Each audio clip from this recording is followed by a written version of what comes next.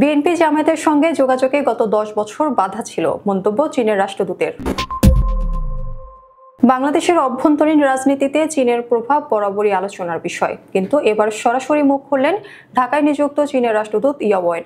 তিনি প্রকাশ্যে জানালেন, বিগত এক দশক ধরে চীন বিএনপি ও জামায়াতে ইসলামীর সঙ্গে যোগাযোগ করতে পারেনি, কারণ সেই সময় প্রতিবন্ধকতা সৃষ্টি করা হয়েছিল।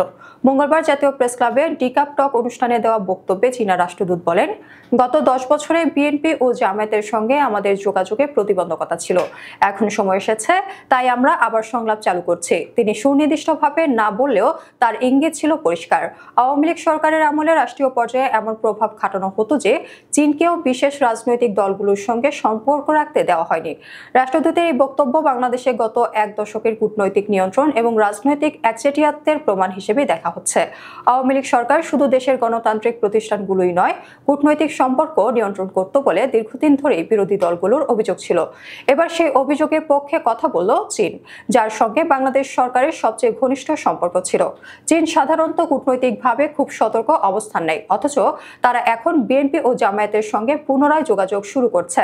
রাষ্ট্রদূতের বক্তব্যে স্পষ্ট, চীনও বর্তমান পরিবর্তিত বাস্তবতায় নতুন করে তাদের কৌশল সাজাচ্ছে, কারণ চীন সবসময় কৌশলগত ভারসাম্য বজায় রেখে চলে। যখন তারা বিএনপি ও জামায়াতের সঙ্গে আবার সম্পর্ক স্থাপন করছে, তখন এটা পরিষ্কার যে তারা আগের মতো একপাক্ষিক সমর্থনে আর নেই। উল্লেখ্য, সম্প্রতি বিএনপির মহাসচিব মির্জা ফখরুল ইসলাম আলমগীরের নেতৃত্বে একটি প্রতিনিধি দল চীন সফর করেছে।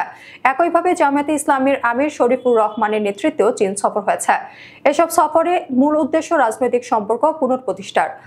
চীনা রাষ্ট্রদূতের ভাষায় এই সফরগুলো ছিল সাম্প্রতিক সময়ের বাস্তবতার অংশ। তিনি বলেন, আমি যা বলেছি তার বাইরেও আপনারা বুঝতে পারেন গত কয়েক বছরে বাস্তবতা কেমন ছিল। আমি আর কিছু বলতে চাই না। এই বক্তব্য স্পষ্টভাবে ইঙ্গিত করে, কার্যত নিষিদ্ধ স্বৈরাচার আওয়ামী লীগ সরকারের আমলে গণতন্ত্র শুধু জনগণের মধ্যে নয়, আন্তর্জাতিক সম্পর্কের ক্ষেত্রেও নিয়ন্ত্রিত ছিল। এটি ছিল এক ধরনের রাজনৈতিক ফ্যাসিবাদ, যেখানে বিরোধীদের সঙ্গে কূটনৈতিক যোগাযোগ পর্যন্ত চেপে ধরা হতো। বিশ্লেষকদের মতে এই বক্তব্য শুধু অতীতের স্বেচ্ছাচারককে উন্মোচিত করেনি, বরং ভবিষ্যতের সম্ভাব্য রাজনৈতিক রূপরেখাও দেখিয়ে দিয়েছে।